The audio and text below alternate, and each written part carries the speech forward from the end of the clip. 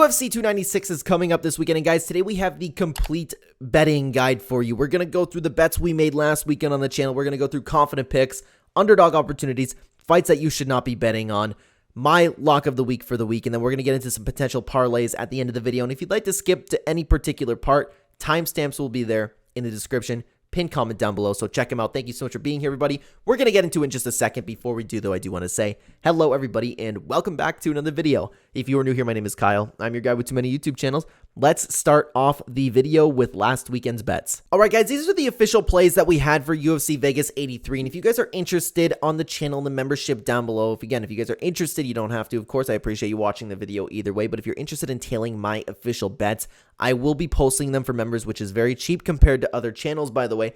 If you like to tail, just see what I'm thinking. If like the fights where I'm talking about where I'm actually going to put my money where my mouth is, these are I will be posting in the community tab every Thursday or Friday before a UFC event. So let's get into the bets that we had today. Of course, my favorite bets: the Stephanie Egger versus Luana Santos over 1.5 rounds. Same with Ryan Dos Santos versus Talita Alencar over 1.5 rounds.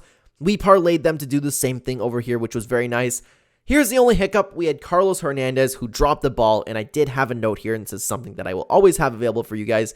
This one's risky. I just love the odds for his chances, and I found him almost at a 5-1 underdog, which is why I was like, oh man, Carlos Hernandez is really good. So I did want to jump on that. Of course, it didn't exactly go that way. We had lock of the week, Song Yadong, of course, getting the job done. Same with another two-fight parlay with Song Yadong and Khalil Roundtree, both to win. And then we had one more two-fight parlay with both Song Yadong to win and Stephanie Egger versus Luana Santos going over 1.5 rounds. Now, another risky bet did hit, which was very nice. We had Anthony Smith versus Khalil Roundtree over 1.5 rounds. I was shocked, and I had a note here as well. This one is risky. I jumped on this because you get double your bet. I couldn't believe that. Double your money for betting 1.5 rounds? How often do you see that? So I jumped on that, and of course, while I was very worried, we saw Anthony Smith wobbled a little bit. That bet also did hit. We had another bet for Kevin Jousset to win, which was very nice. And then, of course, we lost another risky bet, which we had a note here. I said, I love the chances for the odds. We had Stephanie Egger to win. She did not get the job done, but I just thought her opponent sucked, man. I just thought her opponent sucked, and I couldn't believe she got the job done, to be honest with you. I actually thought Stephanie Egger would win this fight, but at the end of the day, I did understand it was risky. So all these solid bets that we placed, solid success for the week. Love it. It's just, of course, and this is where I will always note for you guys if you're interested in the membership, I will tell you when risky bets are, in my opinion, of course, risky bets, like Carlos Hernandez and Stephanie Egger. I just loved the odds here, and I will always make that available if I'm like not thinking so highly of a bet that I've made. And of course, we had the for fun parlay, which, I mean, it's a parlay I usually do where I just pick the people that I think are going to win the fight, and I don't have much faith in it, but again, it's a for fun parlay. But guys, if you're interested, again, join the membership channel down below. It'll be right next to the subscribe button. We would love to have you there again, Thursday or Friday before every UFC event. Thank you so much for being here. Let's get into the confident picks for UFC 296. All right, guys, let's talk about confident picks for the card. And is it important to note that I have an entire full card breakdown and prediction video out, so I'm not going to dive very deep into all of these picks. I'm just going to give a brief reason as to why these are my confident picks. And the first confident pick is going to be Alexandre Pantoja, mostly because he is going to be the more complete fighter. I was completely convinced that he will fight to the point of death in his Brandon Moreno fight. And Brandon Royval, while he is on a 3-fight win streak, he did already lose to Alexandre Pantoja. And Pantoja can absolutely just expose him again in the weakness that Brandon Royval has, which that being his ground game. Very, very high on Pantoja to win this fight, in my opinion. The next confident pick I have for you guys is actually going to be Randy Brown. I like Randy Brown a lot. I like Randy Brown, and there's a big age difference here. Muslim Salikov is almost 40 years old. His age is showing. He's slowing down. Randy Brown with the 8-inch reach advantage in this fight, I think will be able to keep him on the outside, and I think Randy Brown will have one of those typical Randy Brown performances and get the job done, possibly by knockout, but if not a decision, against Muslim Salikov. Muslim Salikov is great, but I think Randy Brown is going to get the job done for sure. Now, guys, I want to talk about some underdog opportunities, and it's important to note this section here. While these may not necessarily be my picks, I'm just talking about these are underdog opportunities. If you are looking for good value on your money, it wouldn't shock me if these hit. That's all I'm saying for this. The first underdog opportunity I have for you is going to be Shamil Gaziev. At the time of recording this video, he is a plus 250 underdog, which is kind of crazy in my opinion because Martin Bidet, he hasn't impressed me with his wins. He's looked okay, but he hasn't fought anybody that really makes me go, oh, you know what? That's a good win. Shamil Gaziev looks to be, and it's important to know that Shamil Gaziev, it's his first fight in the UFC, but on the Contender Series, dude, oh my God. And before that, this dude is big, powerful, looks imposing, and I actually think he could get past Martin Buday on here. So that is the first underdog opportunity we have for you, being Shamil Gaziev. The next underdog opportunity we have for you is actually going to be Brian Kelleher, which is shocking to me. He is a plus 262 underdog right now, which is crazy to me, especially against Cody Garbrandt. Hey, I'm going to stick my chin out there. Why don't you knock me out? Like, it doesn't make any sense to me why Cody Garbrandt is a huge favorite right now. Yeah, Brian Kelleher isn't a good fighter in himself, but I can't trust Cody Garbrandt. All it takes is one shot. This is an underdog opportunity that could absolutely hit. Wouldn't shock me at all. And for the last underdog opportunity we have, guys, it's going to be Cody Durden. At the time of recording this video, excuse me while I find Cody Durden for some reason. I can't find Cody Durden. There he is. He is a plus 240 underdog. Crazy to me because this, in my opinion, is kind of like a 50-50 fight.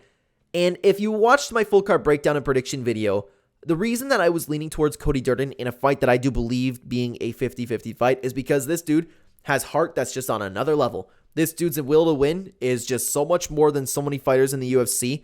And I think that matters when you have a fight that is as closely contested as this one. I think this should be a pick'em fight, to be honest with you, but here he is at the time of recording this video, sitting at a 240 underdog. I think Cody Durden is absolutely an underdog opportunity that could hit. But guys, now let's talk about some fights to avoid, some fights that I think nobody should be betting on. And the first one being Andre Fili versus Lucas Almeida.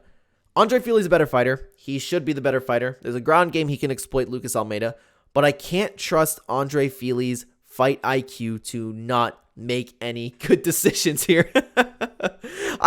We've just seen it too many times where Andre Fili will get sucked into a firefight and Lucas Almeida is a guy who will want to suck him into a firefight.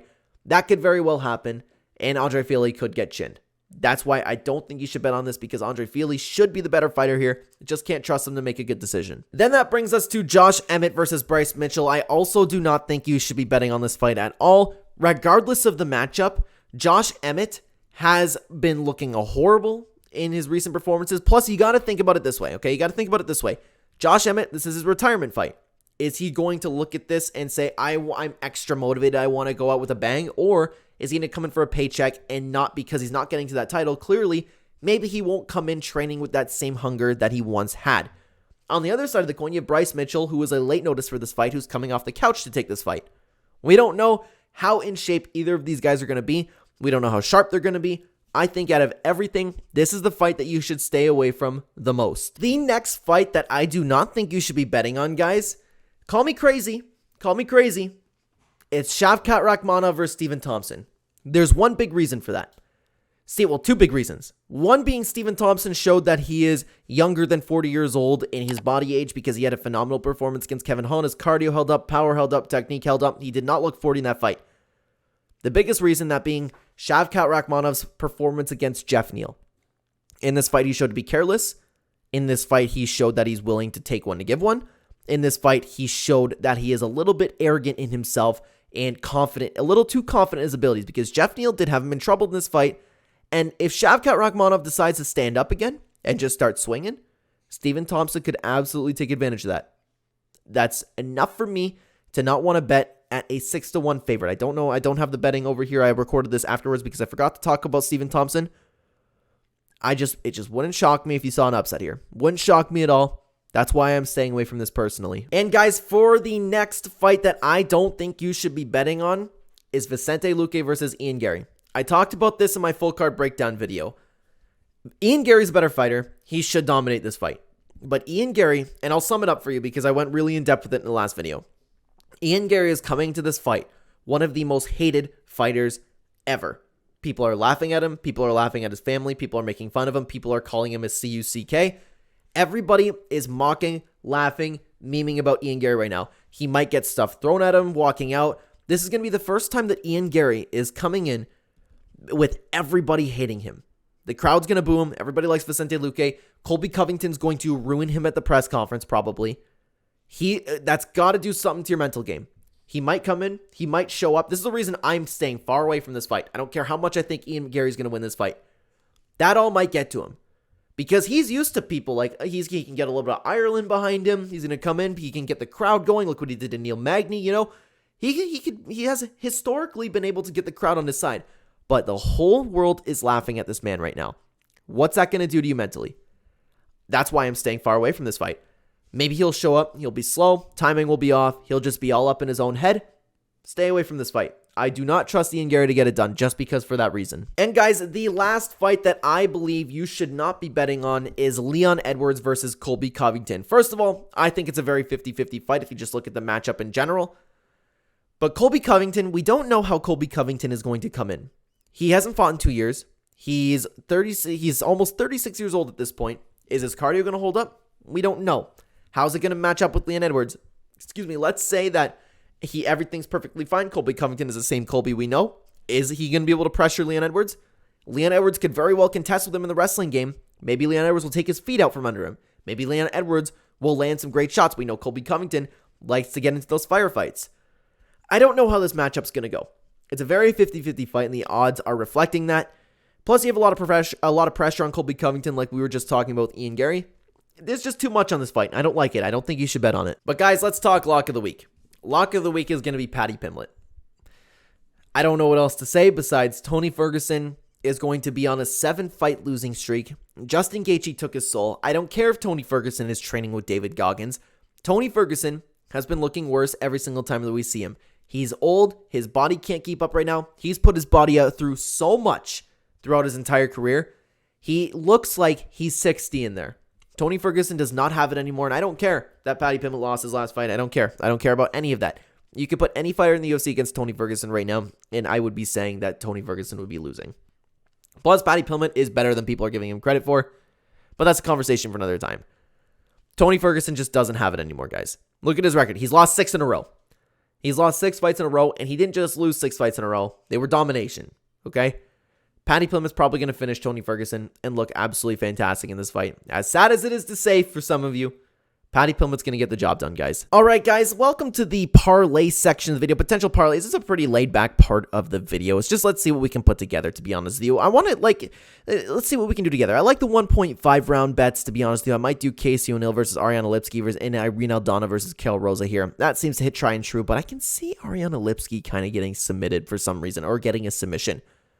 I didn't talk about Dustin Jacoby because while he is almost a confident pick, Atomic Alonzo Menifield, man, whew, boy, he could always land that one shot, okay? But let's talk like Randy Brown. Let's see what we can put together here. Randy Brown, let's talk about Paddy Pimblett, not Vicente Luque, Ian Garry, Alexandre Pantoja.